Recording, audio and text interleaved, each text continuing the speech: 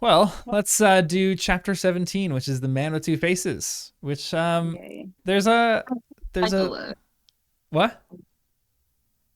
the title. This is like one of my favorite titles. Yeah. Yeah, it's a It good. is a good title, Yeah. because I remember the first time you read it, because you're just kind of like, huh? What do they mean? The man with two Yeah, faces. And then yeah. I love the end of the last chapter and the beginning of this chapter. Because they kind of flow into each other. Yeah, it's so good. I mean, like, if you're a kid and you're reading this, you can't not go to the next chapter. And so when you finally read this and you realize it was Coral, do you guys remember your first time read? Did you think it was Coral on your first read? I had no, of course no. I thought it was Snape, 100%. I was convinced. I was 12. Yeah. This thing had me hook, line, and sinker. Yeah. Ja, so snap name in Afrikaans snarp. Really? Snap. Snarp. I love that. like It was that. snarp. The whole time. It was so funny. SNARP. SNERP. Snap. We would pronounce it snurp. Yeah, snurp. I kind of like that. Snurp. Severus Snurp. I love it. Yeah, I know. I had no idea. I was just gobsmacked. I mean, it was at first like, what do they call it? Something fish. I don't remember. Anyway. There's a lot of really interesting just like sections and lines in this too that I feel like I have a ton of questions just in this chapter for certain things that Quirrell and Voldemort said, or Quirrell-Demort as people call him. I've never heard of that. Yeah, I love that. Oh, it's like Bennifer, but with Voldemort. Yeah, their relationship. That's funny. Okay. What do you guys think of? Because this is one of the most famous lines. I feel like this encapsulates the whole series too. He says, "There is no good and evil. There is only power, and those too weak to seek it." I like he hasn't changed his little motto since it didn't help him the first time. Because doesn't he say that later on in the 7th book as well? If he doesn't say exactly that, then he probably says something along those same lines. Yeah. I need Becky here to go. I think if Voldemort was in there, that would have been his little bio. Yeah. If he was running for election, it would have been, "There's only power and those too weak to seek it. Vote for Voldemort." And I blame the movies because I always hear that voice saying it, like how they say in movies. Yeah. "And those too weak to seek it." Yeah. It's such a good line that encapsulates the whole series. I think it's like it does, because that really is such a integral part of, like, I guess all children's literature to some point, like good and evil. But this one kind of neutralizes it. It's like there's just power and there's people who are seeking it and there's people who aren't. And I love that Harry at the end of the series is really like the master of death and the most powerful wizard of his time. And he just doesn't choose it. He doesn't seek it. He doesn't seek power. He doesn't want anything to do with it. That's kind of like the same message that, like, okay, it's not in the 5th book, but it's in the 5th movie, and it's one of my favorite kind of additions to it is when Sirius says, it's not just Death Eaters and, there's not just light. Everybody has light and dark in them, and that's it's just part of the human condition, Yes, there's no good. The world isn't split into good people and Death Eaters. Exactly. I couldn't think of it exactly, but so I think it kind of like falls in with that. It's not good, not evil. It's just power. Yeah. And it's about your choice, and it's like it's the theme throughout the entire series. It's your choices. Like, what do you choose?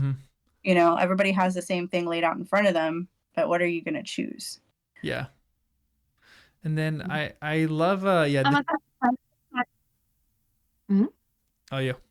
Yeah. And it's I don't know if it's just because we are reading it like at the same time as like the book 7, the end of book 7 with the first time readers with Danny and Jen. But like I'm seeing more connections with the end of this book. Yeah. With the end of the 7th book that I didn't see before. Like there's a couple of things I wrote down. I'm like, this is similar and this is similar and this is similar. Not just the last chapter, but like the whole if you go from the Prince's Tale until the end, like a couple of things. So the first thing I wrote down was, so when Voldemort spoke to Harry and he was like, your mother didn't have to die. Yes. Or like she need not have to die. So that's like one of the first things. And it started making, like I was thinking of Snape said that, they had to, like, if he could save Lily. But like Snape really didn't know Lily that well at this point because he really underestimated a mother's love because he didn't think that Lily would sacrifice herself. And it made me think, like, it's so sad that Snape didn't know a mother's love, that he would think a mother could do this. Right. That That's he, tragic. like his mother, like he wouldn't think, okay, my mother wouldn't do something like that. So I must say, like, that was like a sad connection that I made. Great point. I've never thought about that because especially in the Prince's Tale, you get like, we get a tiny little bit of who Snape's mom is, but she doesn't look like the most loving, gentle, like person who really takes care of Snape at all. Like he's wearing. And we know how, like Merope or Merope, however you want to pronounce it, like how she responded to motherhood. She didn't respond at all. She flat out just gave up. Man, that's a tragically good point. That Snape Snape can't even comprehend it. It's a complete. Voldemort underestimated him as well, and Snape did it as well because Snape thought, okay, he asked Voldemort to save Lily. It's more not like that he underestimated Voldemort, but he underestimated Lily more. Yes, that he didn't count the fact that she was going to stand in between them, protect her son. He thought, oh, of course, like just spare her, And I think if they stayed friends until just before she died, he would have not even have asked that because he would have known her so well that he would know that she would do the sacrifice. But then, so that shows that, they're not really like connected as they used to be, but also that he doesn't understand that a mother would do that, which I think is very sad. Yeah. It's like Snape has become what like, again, this is one of the crowning achievements of the series, but it's like you're obviously it's like the choices that determine who you are rather than the reality that you grew up in. So like Snape not being able to experience that, like not really being able to experience a mother's love. Yeah, it's damaging, but Harry never really got to experience that either, except in the first little bit of protection that he got. And it's like Harry's choices led him to where, he's the crowning achievement of someone who is moral and like good and kind, and then Snape's is the complete opposite. Well, Harry also, might not have been raised by his mother, but he knew of her sacrifice. Yeah. He had been spoken to, from people who knew his mother and father. So he knew that he was loved. It wasn't, and it makes it sadder, I guess, too, just because he knows that he missed out on something great. But he at least knew that he was loved enough to where somebody was able, or that his mother was willing to sacrifice herself for him. But he experienced, it wasn't his mother, but he experienced like mother figures. Yeah, with Molly. Like Molly and McGonagall even. And father experience through Arthur and Hagrid. Like he had parental figures there that were replacements. Think about like Snape probably never had that. Voldemort sure as heck didn't have that.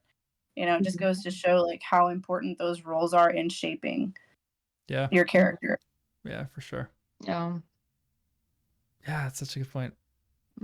Dang, that's like sad. Like he really underestimated Lily rather than underestimated Voldemort. Man. Yeah, I like that point of view as well. I never thought of it that way either. This is why I love doing this. You get different perspectives. I know. It's great. And that line always sticks out to me whenever I read this chapter because he goes, "How touching!" It hissed. I always value bravery. Yes, boy, your parents were brave. I killed your father first, and he put up a courageous fight. But your mother needn't have died. She was trying to protect you. Now give me the stone unless you want her to have died in vain. It's like so diabolical that he's even holding that over Harry's head. He's like, she's going to die in vain if you don't give me this stone. And the fact that he's still, even though he knows he has no power at all, conceive. He's in first year, like he I doesn't know. know what to do, but he still is just like, no, I'm not, you know. And that's just basically like looking death in the face, which again is another one of those themes that ties back into Deathly Hallows, you know. Yeah, seriously. So like another connection is when Voldemort says that your parents died begging for mercy, and in the end of book 7 he says like Harry died fleeing for his life. So that lie also, like him sort of trying to downplay the sacrifice to sort of that lying, you know, to downplay the sacrifice that he doesn't understand, which is also yeah, that's actually fascinating, because generally I always read that line as he was just lying about it, but like now I'm like, did he just not understand the sacrifice at all, and he's just is speaking what he thinks is truth, but he just doesn't even know? But yeah, it's fascinating. He like his inability to know that and to understand what like actual love looks like is a pretty tragic thing. It's such a foreign concept to him. Yeah. It's willful ignorance, which even makes it worse. He doesn't want to know about it. He could care less. Yeah. You know, to him, being able to love and to love is probably the biggest weakness a human could have. Yeah. To him. Because I mean, he's through the series, he says a couple of times, like, is it Dumbledore's cure-all love again? So meaning that Dumbledore has mentioned this before. This is not the first time he has heard this. So I think like in his youth, Dumbledore has brought up, or even like after school, brought up like, love and like caring and stuff to Voldemort before. And he just refuses to even like see that as like a concept or a magic on its own. Yeah, exactly. And it's interesting too, because I love one of my favorite conversations in this series is when Harry gets like exasperated with the idea of love. He's like, because Dumbledore is kind of telling him, he's like, oh, Harry, what saved you was your ability. And Harry's like, I know, to love, like, shut up already about love. Like, I'm sick of that. And Dumbledore kind of just sits him down and he's like, Harry, you don't realize how like incredible it is that you're able to do this with the upbringing that you had, and like how resilient you are. And this is like I mean, maybe not the first section, but this is like really the one section where we're introduced to Voldemort, and we see like, okay, this guy is not only like evil, he's like a sociopath, like a psychopath. He has no empathy for other people. He thinks love is a weakness. Like what? And yeah, and honestly, it's so good because in these few chapters, like if I'm reading like, for the 10th, 12th time, whatever it is, and I'm going, man, what is Voldemort's background? Like, she has to give us a book on Voldemort's background. Obviously she does in the 6th one, which is great. But it's like, how damaged is this guy? What happened that made him like this? Who hurt you? Yeah, seriously. Yeah. Yeah. Like something happened to make you like this. One of my only memories I have, because I've also like read the books like so many times, but like my first time reading memory that I had is like when Dumbledore says it's love, and I'm like, seriously, is that it? Like I was the same as Harry. Like, is it like is there some secret power that he's going to unlock? Because just of like your experience from other fantasy series that you've like consumed, like there's like some kind of like superpower or something. So I think I was disappointed as well. But like when you get older, because I was already in university when the 6th and the 7th book come out, so I was like, I think I've had like more experience. And then it was like, oh, But like when reading this in high school, is that like actually the thing? I think I would have been disappointed too had I been younger when I had gotten to the end of the series, because the whole time you're thinking, okay, like somewhere in the last books, like we're going to discover that Harry's got this crazy power that nobody knew about, and he's gonna like miraculously come through and just like obliterate Voldemort. And at the very end, it's just like, it is that miraculous power that even he didn't know he had, is because he underestimated it and he took it for granted. So it's such a deeper, and and I understood it more because I was an adult when I finished it. I mean, I was a young adult, but still I wasn't like a smaller child. But it shows that he's grown in so much more maturity too throughout the books. Well, I think it's really interesting because I feel like the question for this one is, if you're asking someone who's reading the series, what is the culmination of the entire series? Like, what's the best chapter at the end, or what's like the most important chapter at the end? Because to me, as an adult, I read it and I'm like, the forest again is it. Mm-hmm. After that, everything else is just an explanation. But some people, Yes. especially like the movies, it's like the duel between them is the final thing. And I feel like for a lot of book readers, they're like, that's just not true, because it's the moment that Harry chooses to sacrifice himself that is a culmination of the whole series. But then like one of the cool things after that I love, and I'm excited to even get into with Dan, is like the Elder Wand and like all this other stuff that is kind of the satisfying end where you're like, oh, so like, yeah, it was love, yada, yada, yada. But really, Harry is the rightful owner of the Elder Wand, and the Elder Wand never really worked for Voldemort. I love the visual of that last couple chapters too, Yeah, in the seriously. book. Yeah. Of them circling each other and everybody's in a ring around them, and it's hushed and it's quiet, and he's so just good. explaining it, but he's doing it with such confidence, and he's just like, he's like, you think you know everything, you're still missing a few pieces. Like, you probably want to listen, you know, or you're going to make another mistake. And you keep making mistakes because you don't learn. Yep. He's such a man in that section. Yes, he's a completely different person at the end than he was before he went in the forest. It's like there's a transformation that occurs within him. Yeah. At King's Cross. Yes. In that limbo. I don't know what to call it. I just call it limbo in my head. Same. Yeah. I'm like, he's neither dead nor, I mean, but did he die? That's always a question in my head. Did he die? I can't wait to talk about that. I know we have a few months till we get there, but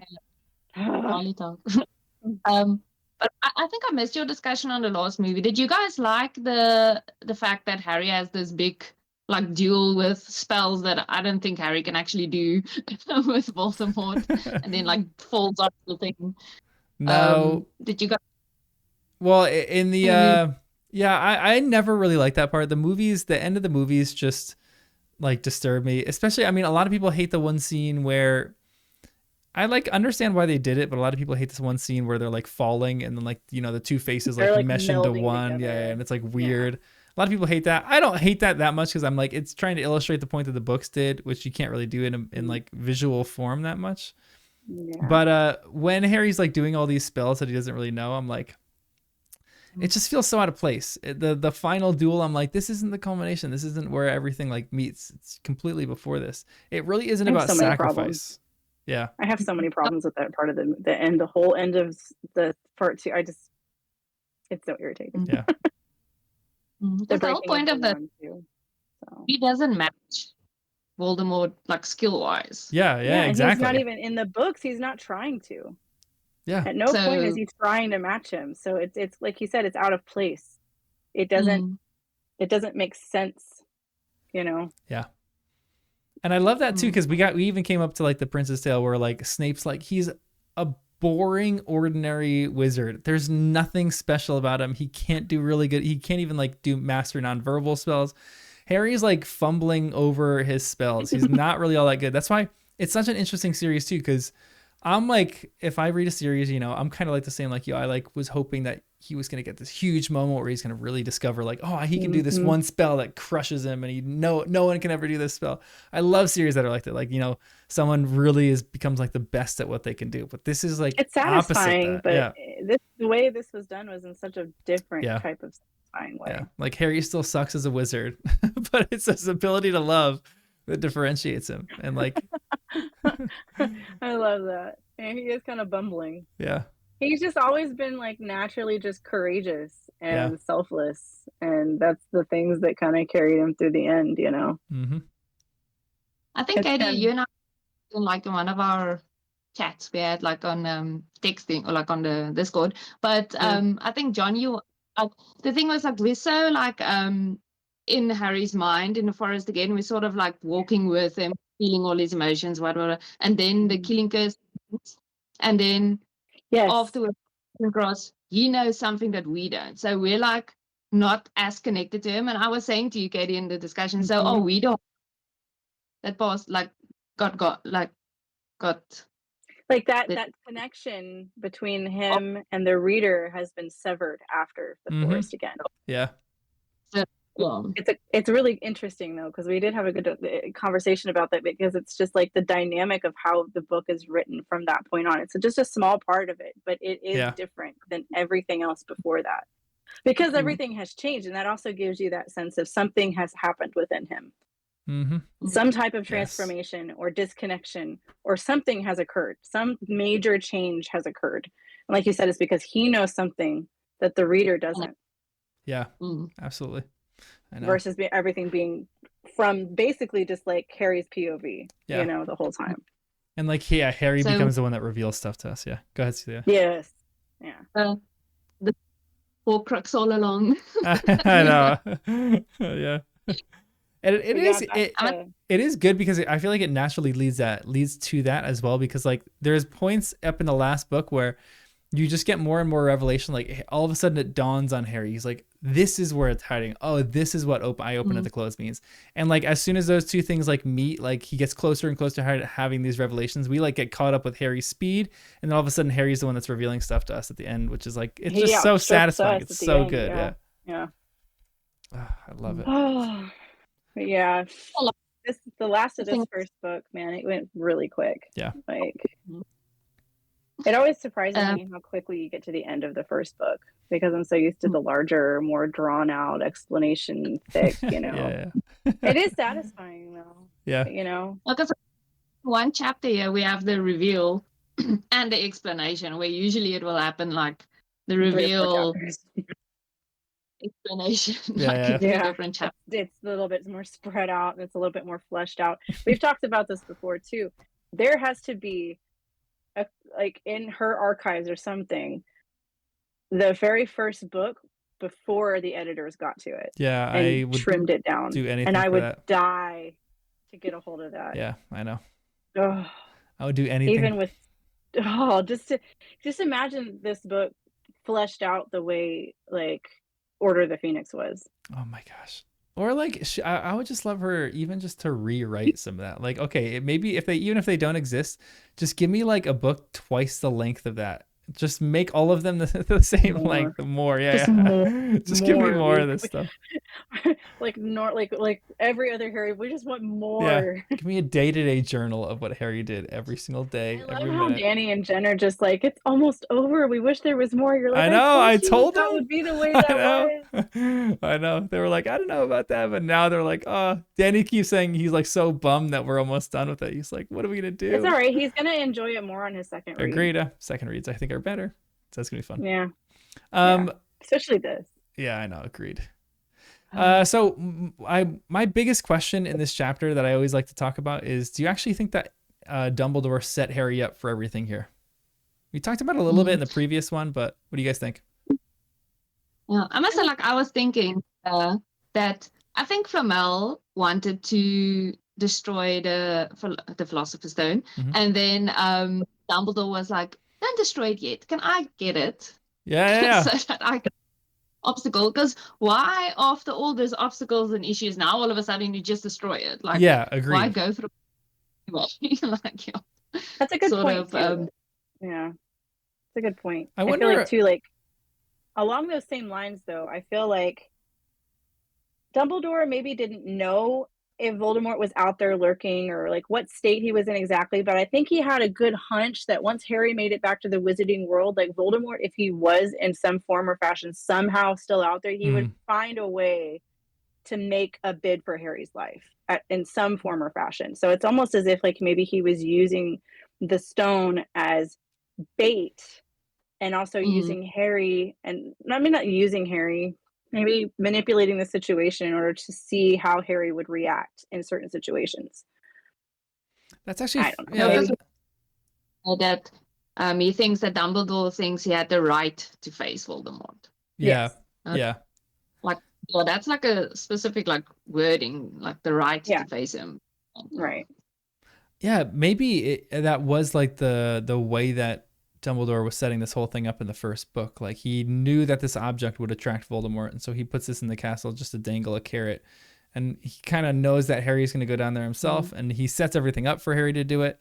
That's actually fascinating, because I'm like, in how, like, again, Nicholas Flamel, he's like what, like, 900 years old. How old is he again? I forgot. 665 years old. And like, why 660 something years old is he decide to destroy this thing? Why wasn't it like 519? Like, why this time? And I'm like, it has to he's be just tired. Yeah, yeah, for sure. Yeah. But I'm like, I think it's partially because what he sees in Voldemort, he saw this guy who was trying to live forever and trying to seek like eternal life. And then maybe it like slipped from his mind a little bit. And then as soon as Harry's going back to school, he gets maybe reminded of that. And he's like, okay, I need to set up enough elixir to like set my affairs in order, and I'm going to destroy this thing right now. And then I love that, Cecilia, because then Dumbledore's like, hold on. 1 second. I want this to go according to how I need it to go. I'm going to just try to manipulate things a little bit here. He's a master manipulator. Yeah. We all know that. Because he says like they've got enough stored to get their affairs in order, so it feels like they planned for it to be destroyed anyway. Yeah, seriously. Right. Yeah. And like they haven't had the thing for the entire school year, so like, what's going on here? Mm-hmm. I love that. Yeah, there was way more to that. Yeah. Way more to that, I think. Like one dose, does it add a year? That's another thing I want to know. I want to know more about the stone. How do they make the elixir? How long does each dose last? How much is each dose? Like, how many doses have they taken over the course? Can you like, can you use the stone too much to where it doesn't work anymore? Like, there's so many questions I have about the stone. Yeah. Wonder, is it like Botox too? Like you can inject some into your face, it makes you look young again, not just feel. I would like some, please. Yeah. It eliminates your wrinkles. Oh. Yeah, there's a lot of interesting discussion, I feel like, about the stone, but yeah, I feel every time I reread this, I feel differently about Dumbledore every single time I do. And right now I'm like, just because I'm reading it with some other people who are very skeptical of him, like Lizzie is like just very like skeptical of Dumbledore, doesn't love him a ton. Anytime I read it now, I'm like, what is he trying to manipulate and do here? And he just generally is manipulative. But I mean, I flip back and forth between really, really loving him and just like fully trusting him. And then being like, what else is he doing behind the scenes? I feel like with him sometimes too, like the whole like letting Harry test himself. It's like me with my kids. Like when I see my 2-year-old starting to climb something, if I think it's too high, like of course I'll step in. If it's high enough to where she's testing herself, but if she falls, she'll be fine, I let her do her thing. Yeah. Maybe he just had that confidence in him, like he can handle this. Yeah, that's true. Which I mean, it is a little crazy. Like he can handle it. He's going up against one of the most evil wizards in the world. But I think too, like Dumbledore was trying to see, he didn't really know what Harry was made of at that point. Yeah. He's still trying to figure out what is he going to choose? How is he going to react? Is he going to like, I really do think he placed the Mirror of Erised where he placed it for Harry to actually come across it, to have seen it at least once or twice and know how it works. I mean, the first book is just Dumbledore testing Harry, trying to find out what this kid's made out of. Yeah, seriously. Because he doesn't know if he's dealing with the next. He doesn't even know. Like, is this going to be like an evil wizard, or is he going to be courageous? Is he going to be selfless? Like, he doesn't know. He's a giant question mark when he comes to the school.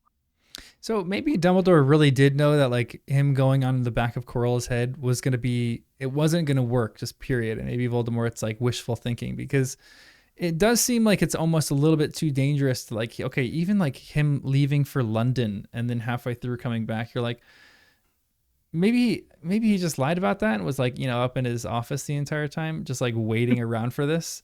But at the same point, I'm like, let's say if that was true, that's like really irresponsible that Voldemort, if he knows all this stuff that's going to happen, he's just like putting Harry to the test.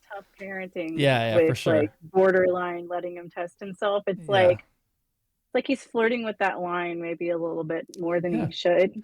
But I think that maybe he's flirting with the line, but I think also that he just knows Quirrell isn't a good host and isn't going to really help him out at all. Because I don't think Dumbledore would flirt that line of danger that much and risk it that much. Because what if Harry like all of a sudden pulls it out and becomes evil, And he's like, okay, here, Voldemort, let's take this and let's both, you know, reign together. Voldemort. Yeah. Right. Then you're like, Dumbledore screwed everything up right there. And it was all at that moment. Yeah.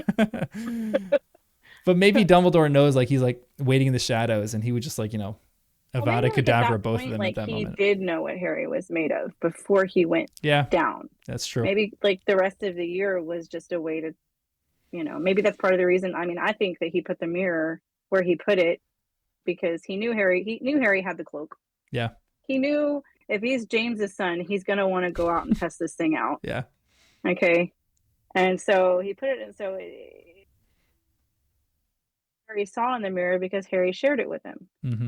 You know, or Dumbledore legilimens it from him. I don't know if he told him exactly, but he's like, I know you saw your parents in the mirror, you know. It's like whatever Harry saw in that mirror was going to determine like what his character was. Yeah, exactly. Yeah, that's actually a great point. And that he was like lurking in the shadows waiting for Harry, knew what Harry saw. Yeah, that's another interesting question. How did he know what Harry saw in the mirror? I'm convinced it was legilimens. Yeah, had to have been. I must say, like, my first time reading it, I never thought much about Dumbledore. I think he was just funny to me. Like, I think I only like paid attention to him in book 6. Obviously, when we start spending a lot of time with him. So he was just like a funny character that had like funny lines to me. Like I never quirky thought, old like, man. Yeah. It's always in the back of your head that he's the greatest wizard of the age and everyone respects him, but you never really see that until like the 5th book and then the 6th book too. The 5th book, you just see him duel Voldemort and it's like a good duel, but the 6th one, I love the cave. That's why the cave is one of my favorites. Because I feel like you just see Dumbledore when he's on full blast. Feeling around on the cave. He's like, this place has known magic. It's like the first time you're like, out. I just want to know what is in his mind, like how he knows this stuff. It's so cool. Like, this dude's a badass. Yeah. Like, exactly. Like, it's so cool. When Harry takes his owls, one of the examiners asks, where's Dumbledore? And he says like that he did like stuff that he couldn't like think. And that was before Dumbledore had the Elder Wand. Yeah, so that's true. When Dumbledore was in school. So he was already like that good. Very, very bright. Yeah. With the Elder Wand, That's why I love, I would love, like they talk about this in sports all the time, which is boring, like older generation versus younger generation, like who would win in one-on-one, Michael or, you know, LeBron. I would love like a battle between like her first year Hermione and first year Dumbledore, you know, like give me a little duel between the two of them, because Hermione's got the book smarts. I don't think she has the creativity that Dumbledore probably had. You know, I think Dumbledore would probably win, but too inside the box. Yeah, I agree. At least in the beginning of the series, she gets a little bit more, and I think that's because of influence of Ron and Harry. She starts thinking outside the box a little bit more. Yeah, you know, but she's still very just like, no, it's supposed to be like this. Yeah, you seriously. know? We're gonna do it like this. Which I can appreciate. I like structure too. I think she did all the spells she would have done all the spells that were in the curriculum. But Dumbledore would have done like a extra, you know, like he would have extra work that spells, wasn't kind of the way Snape had done. Yeah. With you know, with the potions book, like he had scribbles all over the book, and like he would alter things and loud because we're not supposed to know that in like first year. Yeah. You know? yeah. So yeah, he's doing it's stuff like that gets kid him that expelled. you meet in school who's like, you can tell that they're going to skip a few grades because they're like so far and above everybody else, you know? Yeah. What else did you guys see in this chapter? Anything else? Any interesting parts of note? So, like there was just like a couple of things that like made me think of the last chapters of Deathly Hallows. So when Harry sort of passes out and he comes to in the hospital, he says like he sees like a flickering of a light and he thinks it's a snitch. And I was like immediately thinking of when he starts thinking about the snitch, and that's what brings him to the thinking that the stone is in the snitch. Yeah. And open the clothes. So like that sort of not really knowing where he is and then thinking about the snitch. And then also it's a good find. He like comes to, and like he's like, you know, he sees it's glasses and then it's actually Dumbledore. And it reminds me of when he wakes up in King's Cross and he's like, he doesn't really know where he is, and then Dumbledore is there. So that as well. And then that's actually a great that parallel. was Yeah. Like I feel like half the time in these books he just wakes up at the end sometime and Dumbledore's like looming over him. Like, oh, hey Harry. And that's why it's such a he doesn't really know where he is, and it's like he thinks he's dead, and then Dumbledore is there. So, which is exactly what happens like in King's Cross, where he like thinks he's dead, and then that's so good. That's a great connection. The first and the last book, like wrapping it up in a nice little bow for us. I think that's what's so satisfying, because there's so many callbacks. Yeah. Theme wise, just little things that just call you right back to the first book again. So it is satisfying. It just like a little bow, like you said. I think I would have I don't think it's supposed to be connections, but I think it's because we're reading them sort of at the same time, because I'm reading this for this, and then also every time you guys like do it, I go continue till the end of the book. I've read the last 3 chapters like 10 times in the last week. I know, I've done the audiobooks and I'll be busy doing stuff and I'll end up listening all the way to the end of the book again. Yeah. So good. They're so easy to listen to. I stopped just before the last line and I'm like, okay, no. And then I You can't get the last line yet. All was well. You're like, no, not yet. I always love in this chapter, and I harp on this all the time, but the point system is just ridiculous. I was just about to go into the point system. Like Dumbledore just rigging it last minute. Totally rigged, so Gryffindor would win. Totally rigged. I'm a Gryffindor. I'm just like, I don't know why you guys complain. Hufflepuff got last. Arbitrary thing. Yeah. Like it just, I think it was more just her writing that into the book to kind of give the kids something to root for that they could relate to at that young age, because the point system kind of dies out as the rest of the books continue. Yeah. It's not really mentioned, Yeah. So like the first book especially, you have to have a clear cut good and evil. It's like because I think she had like the idea of what she wants to do with the series, but obviously she didn't know she was gonna like get the rest of the book. She wasn't sure if she was gonna have a chance to actually publish the rest of them. Yeah. So I think you have that clear cut good evil. It's like any story, like you have like Little Red Riding Hood, like she's the good and the evil is the wolf. You don't have like a backstory of why he's evil or whatever. So it's from not that I'm a writer, but like from a writing perspective, to have your kids like, these are the good guys, these are the bad guys. Yeah. It's funny because she wrote the first book knowing that she had way more to go along with it, but she also had to write the first book in a manner in which it could stand alone by itself. Yeah. And it's true, but this is probably the most standalone of the books, of all the books. Like you can read this and just keep reading it, and it just has it has that standalone quality. But I love that what you said, that even Cecilia, because like I think I just think she had to write this in a different way from her other ones, not knowing if the other ones were going to get published. But it is crazy how much she like jam pack into this for things that pop up later in the series. I think it's so fascinating. It's amazing how much information she can convey with just a few words. Yeah. Well, I do wonder in the beginning, were like in her mind, were the Slytherins more grey, and her editors said to her, like, listen, you have to make them, these are the good guys, these are the bad guys, because it's 11-year-old that are going to read it. Yeah. Right. They're not going to get those.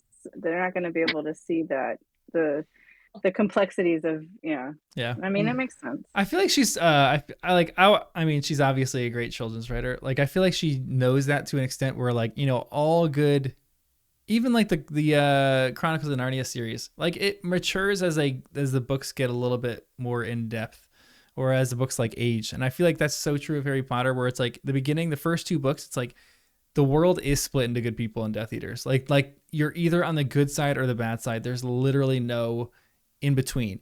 And then Sirius Black throws a serious wrench into that whole thing. You're like, okay, that was completely out of nowhere, but he's still like on the good side now. And then the rest of the books, I feel like, just give all the characters gray area, where like there's major flaws. Like the 5th book, Harry, you're like, who the heck? This kid is so annoying.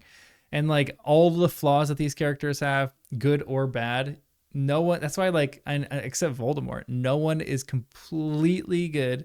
No one is completely bad.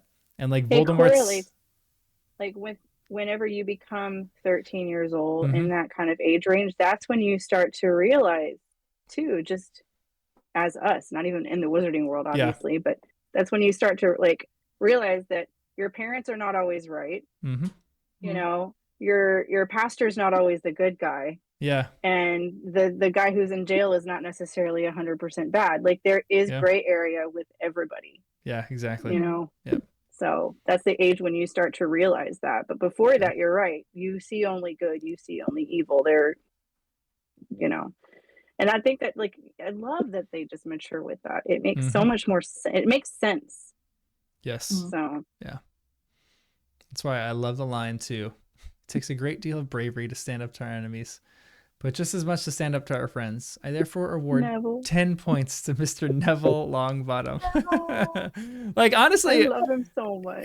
Maybe like he's like almost one of the more complicated characters that we have in the series so far. Like he's this cowardly kid who actually stands up and like shows an incredible amount of bravery standing up to his friends here. I love that he gets recognized for that too. I love it too. I've never earned a point before. Yeah, I know. He's so cute. It's so like relatable too for kids nowadays because bullying and cyberbullying is such a big deal. That when they see that like this kid was able to like, he was able to rise above it, and like he was just like, no, he's like, I know what's right and I know what's wrong, and even though you're my friends, like I'm not doing this. Like I'm gonna stand up no matter what, you know, like. Because it's so easy to just be a prey to peer pressure and to cave.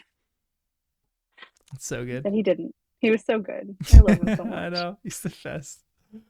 He's just the greatest.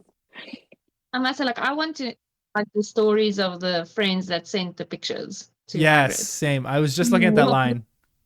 Yes. That made like a book. Yeah. Wow. Like that would have been actually pretty meaningful if each of the people that gave him one of the pictures like wrote their story behind it too, and Hagrid made the book, like put the stories in the books, not just the pictures. Like that would be so interesting. Because obviously maybe Lupin sent some pictures. Yeah. But, yeah. Who else would have sent? Maybe. Is that like Lily mentions that says that when she goes outside and says that the friend, I think it might be Mary, said that you were outside and she was scared that Snape was going to sleep outside. Like obviously that was Lily's friends. Yeah. So I think it might be more on Lily's side, like her friends. Probably. Saying, yeah, I feel like I don't know. Maybe James is kind of too full of himself. I don't know if I would be James's friend.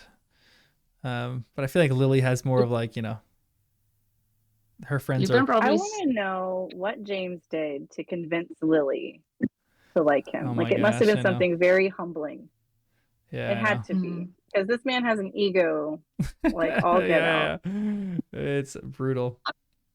Yeah. That's why question of who like dead or alive characters, like the dead character that I would like to spend a day with is James, because I want to know what kind of guy he was as an adult. Yeah, I feel like he was one of those guys that comes off as like a jerk and kind of like egotistical, but like you get him in private and he's completely different. He's like, gooey, opens he's a up, mushball, is like vulnerable, is, you know, funny, but like humble, but like when he's out in front of other people and like his dude friends, like he has to put on that like, you know, like kind of. I've known guys like that. My husband's kind of like that. Like when you go on a date, you always see how the guy treats the waiter. Oh yeah. Or like that's like a big tell. And if James in public, that would have like, and I think Lily would have had the same. So I wonder how he was later on. Yeah. Because like even James's parents, like you hear Sirius talk about how like, oh, James's parents, like your grandparents were always so good to me. You know, it's like, okay, well, maybe he was just being a teenage jerk and going through a phase. Maybe it was a phase. Yeah, we'll say it was a phase. I feel like it was like, you know, he was just immature. He, he was raised well, but he went astray for a few Surrounded by his years. friends. Yeah. I Yeah. always kind of think about this too, like, what would James and Lupin have been, or what would Sirius and Lupin have been like without this like friend who Would they have seems been a little friends? egotistical? Yeah, would they have been friends? But I always am like, maybe this is like weird, but like, how did Lupin stay single? I feel like Lupin would be the biggest catch in the entire Hogwarts school system, even though he's a werewolf. So I think Lupin wouldn't allow himself to date. But I'm like, this dude is brilliant. He's probably pretty handsome. In the books, he's like a handsome dude. In the illustrated version of Jim Kay, he's like a very handsome guy. I'm like, how did this guy just like sneak by and no one's interested in Lupin?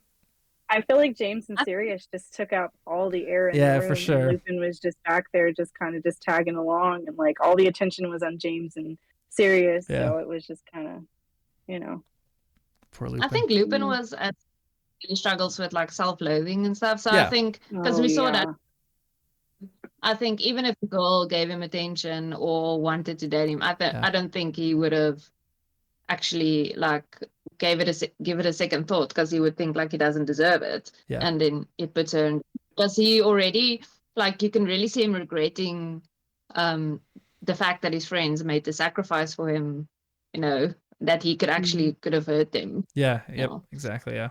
Yeah. Lupin's self-loathing and like feeling like he doesn't deserve anything, and that's why like some pretty girl probably came up to him in Hogwarts, and he's like, no. It's like, get away from me. I'm like, I don't, deserve your like love. he almost like purposely like repels them. Yeah.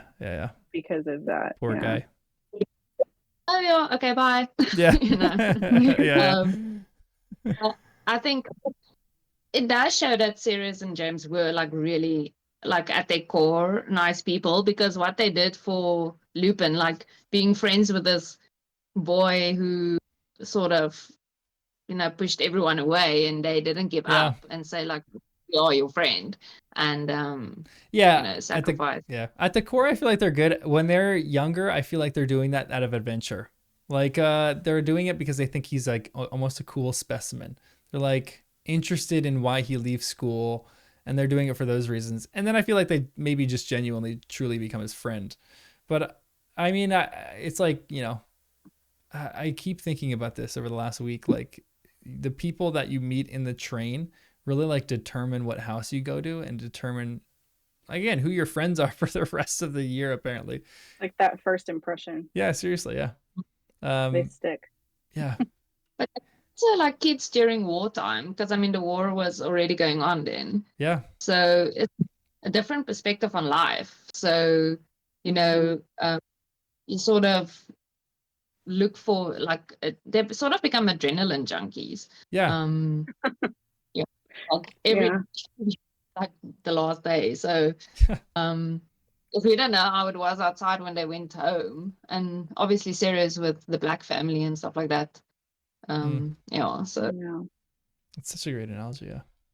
Adrenaline it really is. You guys see anything else in this chapter? There's lots of good lines. I thought it was. There's lots of good lines. There's something I did notice just now because I was looking towards like the end of the chapter. It's like, how did Uncle Vernon and them know to come get him? Yeah. And what convinced them to show up when they were so like against him going? I mean, the last time we saw them, they were abandoned on a rock. I feel like it had to have been Dumbledore or McGonagall almost threatening them to bring him. Like there had to have been. I feel like Dumbledore had to have gone and not necessarily explained it, but like told them, he's like, okay, you guys, if you don't pick up Harry, I'm going to come and visit you every single day and like, make your life miserable or something like that.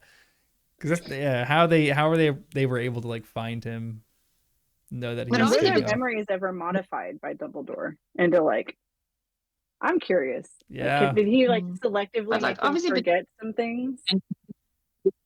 What's Cecilia? I said, like, obviously Petunia knew when the school year ends and when they're showing up to King's Cross. Funny. He's all ready, are you? And he's just pissed that he's even having to be there in the first place. Yeah. It's just funny. Yeah. Dumbledore he likes to skirt the truth, like his line, the truth. It's a beautiful and terrible thing, and therefore should be treated with great caution. Like he definitely like is like, holding that over people's head, but I'm curious if he's like, I'm not even going to tell the truth about what I did to the Dursleys to get them to pick you up. But like at the very end of that paragraph that you just read, he goes, "I shall not, of course, lie." Yeah. He's like, But I just won't tell you all of the truth. Yeah. It's the way around that a little bit. Because I yeah, actually had chosen that for my favorite line, and then you stole it. Sorry. It's okay. uh, when he tells Harry about Snape saved his life, obviously that's not like nothing but the truth. That's just like that's just part of the truth. Yeah, seriously, it really is. Yeah. Because that's like he sort of pays him back for saving his life. But I mean, the reason is saving Harry for Lily. Yep. Yeah. There's gonna be so many interesting, fun things that we talk about through the rest of the series. I'm so excited. Like I needed a good book club to talk about Harry Potter, just all the day, all day long. My family don't want to hear it. They're like, we love you, but no. They just don't understand. You gotta find other people who are equally crazy about this subject matter. I like a little video call with my friends from like we're all like split up over the world and in South Africa, and then my sister's like one of the, so we had like a little video call and we were talking about, because one of my friends are pregnant, and then we were talking about people judging people afterwards, like this and this and this, and my sister's like, the main thing is that it's the same as in Harry Potter. Like, if you experience that, if you don't, you're like Voldemort. And I'm like, okay.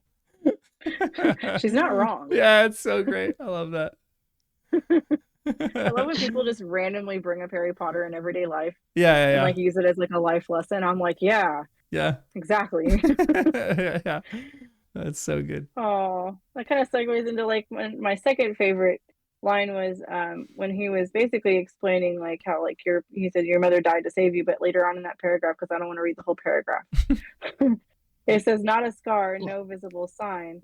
To have been loved so deeply, even though the person who loved us is gone, will give us some protection forever.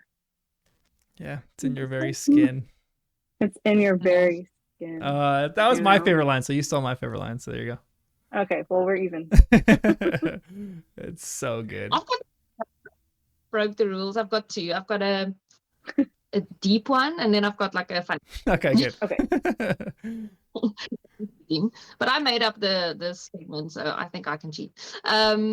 So my one is when Dumbledore says about the stone giving you like wealth and then also like long life. So he's like, humans have a knack of choosing those things worse for them.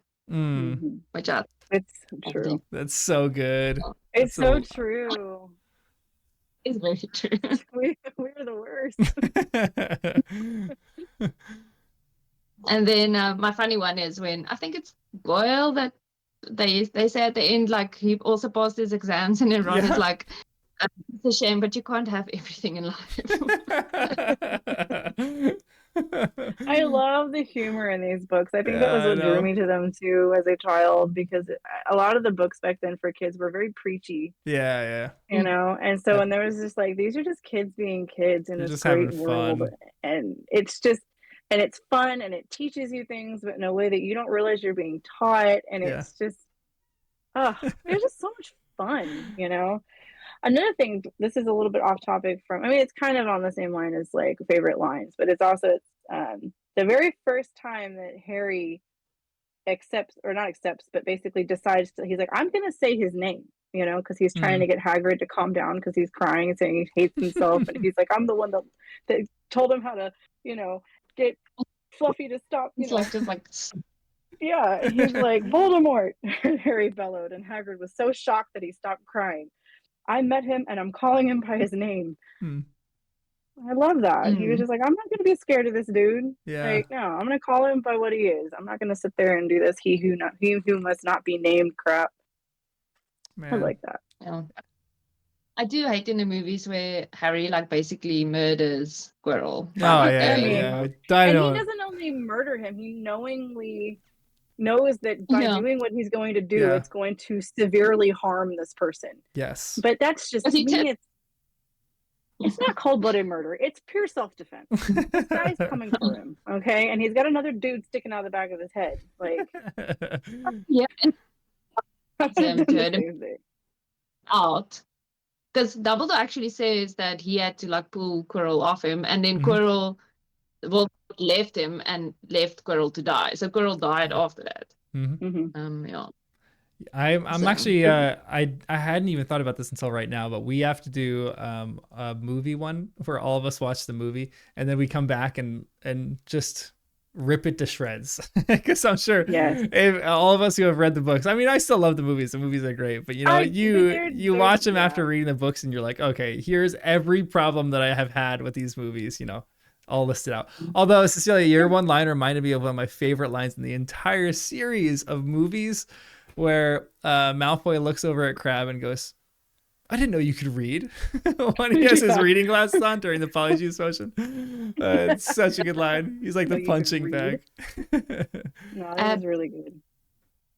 But I've got a memory of going to see the first one because I went to watch it with like a friend of my mother's, like, and her kids, and I just have this memory of her saying, "This is not real. You can't jump off the roof with a broom." I just remember it's like, Yeah, because with small children, you have to. I have small children. Sometimes you have to really clarify, like, look, don't do this at home. That's not how real life is. Okay, you can't jump off the house with a cape made out of a pillow sheet. It doesn't work like that. Okay, like, you will get hurt. That's you know? so good.